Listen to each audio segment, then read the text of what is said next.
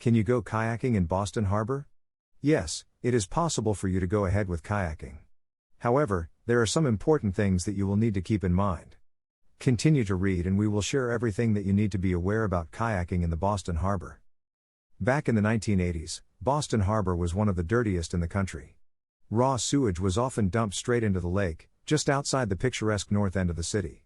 The Clean Water Act, thankfully, put a stop to this, resulting in the construction of the Deer Island Sewage Plant, with its characteristic egg-shaped buildings visible from Logan Airport, and a 10-mile-long conduit to transport the treated waste to the faster-moving water of Massachusetts Bay. These cleaning initiatives have transformed Boston Harbor, with its historic islands, into a great kayaking location ripe for exploration. What is it like to go kayaking in Boston Harbor? Boston Harbor is separated into two sections: the Inner Harbor, which has traditionally been the city's principal port, and the Outer Harbor, which is more difficult to access and marked by rockier islands. The Inner Harbor has more historical monuments and calmer seas, but the outlying islands provide quiet and pristine scenery. There are three primary put-in places for kayaking the Boston Harbor Islands: South Boston, Deer Island, and Hull. Carson Beach, which includes a parking lot, is the ideal spot to start in South Boston. In principle, you may hire a kayak or a stand-up paddleboard from boating in Boston there, but the liability agreement forbids you from bringing the boats out into open water. The regulation may not be rigorously enforced, but it is the rule. The Deer Island and Hull, Pemberton Point, sites are farther from the city, but both offer free parking and are a significantly shorter paddle to the Outer Harbor Islands. To be clear, the port is not a good location to learn to sea kayak.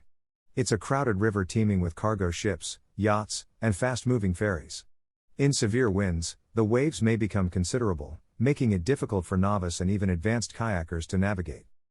Having said that, the harbor is plenty with intriguing islands that anybody with some sea kayaking skill may enjoy with a little forethought.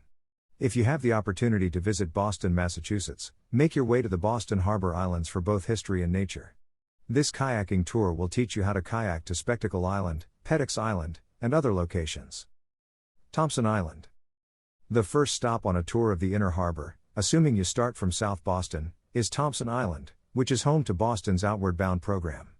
It's one of the most developed islands, with dorms, classrooms, a conference center, and obstacle course equipment built specifically for the program. When the island is available to guests, you may trek the island's kilometers of trails and relax on its gorgeous beaches, weekends from Memorial Day to Labor Day. However, there are no public restrooms or water vending machines, so prepare appropriately. Spectacle Island. The next destination is Spectacle Island, a 100-acre park with 5 miles of paths that is ideal for a picnic or a run. You'd never guess the island's history from its lush green slopes and breathtaking vistas of downtown Boston. It had 2 hotels in the 1800s, and their secluded position made them great sites for gambling and prostitution, until they were finally closed down. Later on, a horse rendering facility and a rubbish incinerator were established.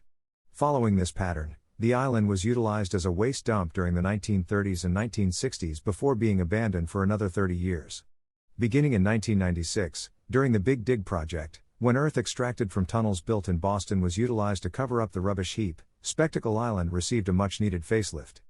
It's incredible to see how a location with such a shady background has been transformed into such a gorgeous setting. For kayakers, it's a nice spot to paddle out and stretch your legs or just relax on the gravel beaches. If you have the opportunity to visit Boston, Massachusetts, make your way to the Boston Harbor Islands for both history and nature. This kayaking tour will teach you how to kayak to Spectacle Island, Pettix Island, and other locations. Long Island. Long Island, which is technically off-limits to the public, has been used for a variety of purposes throughout the years, including a military fort, a homeless shelter, a boys and girls club camp, and a drug addiction rehabilitation facility. It was also the basis for the film Shutter Island, which was shot on Pettix Island, see below, farther out in the bay, though a Dropkick Murphy video was filmed in one of its abandoned buildings. Long Island was once accessible through a big steel bridge extending out from a neighboring island, but it was condemned and subsequently demolished last year.